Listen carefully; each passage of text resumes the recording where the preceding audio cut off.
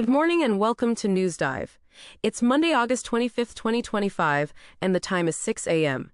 Here are today's top stories from Sri Lanka and around the world. Former President Ranil Wickremesinghe has been remanded by the Colombo Fort Magistrates Court until August 26th.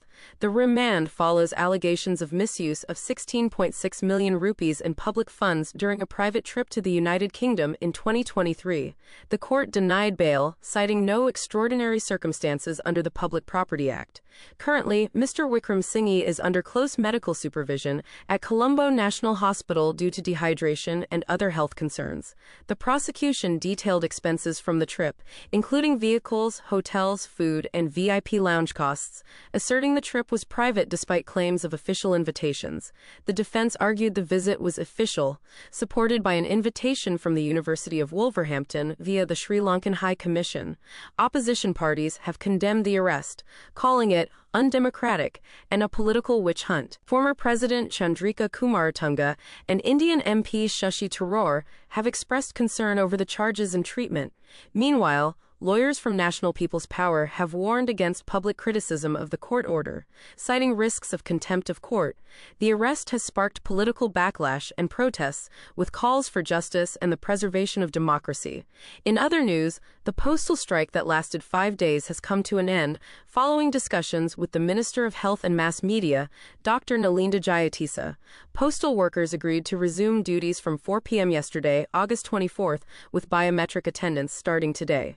The strike caused significant disruption and losses estimated at 120 million rupees. However, the Government Medical Officers Association has announced an island-wide strike beginning today in all government hospitals. The government is also moving to repeal the controversial Prevention of Terrorism Act next month, aiming to address concerns over human rights and legal fairness. On the environmental front, the Minister of Environment highlighted ongoing challenges due to high densities of both humans and elephants, leading to conflicts.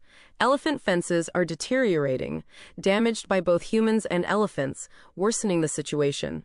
In economic developments, Sri Lanka and the United Kingdom have finalized a bilateral debt restructuring agreement worth approximately $86 million and 583 million yen, a move expected to improve fiscal stability. Turning to international news, Turkish First Lady Emine Erdogan has appealed to former U.S. First Lady Melania Trump to speak out for children suffering in Gaza amid ongoing conflict. In the United States, Defense Secretary Pete Hegseth has dismissed the Pentagon's intelligence agency chief following a controversial assessment of an Iran attack. North Korea's leader, Kim Jong-un, supervised new air defense missile tests ahead of South Korean president's visit to Japan. Ukraine's President Volodymyr Zelensky marked Independence Day with a vow to continue resistance against Russian aggression. And in sports, Indian batsman Cheteshwar Pujara announced his retirement from all international cricket after a distinguished career. Back home in politics and law, opposition parties held a joint press conference condemning Ranil Wickremesinghe's arrest as politically motivated. Minister Lalkantha emphasized that the law now applies equally to all citizens, including elites. Former Minister Wimal Wirawansa described the current political climate as a constitutional dictatorship.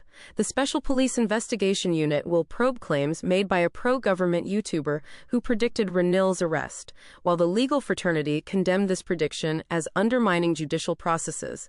In business and economy news, CEATOHT Lanka signed a landmark investment agreement worth $171 million with the Board of Investment of Sri Lanka.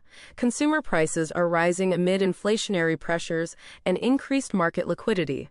A central bank survey indicates further expansion in credit demand for the third quarter of 2025. Renewable energy accounted for over 64% of power generation in May, marking strong growth. Additionally, the UNDP and the Ministry of Digital Economy signed a memorandum of understanding to support the upcoming Disrupt Asia 2025 FEED event promoting innovation. In sports, St. Joseph's College clinched the Under-15 Division I cricket title in a thrilling final. Tennis player Dinara completed a hat trick of singles titles in local competitions. The Sri Lankan cricket squad for the upcoming Zimbabwe ODI series has been announced.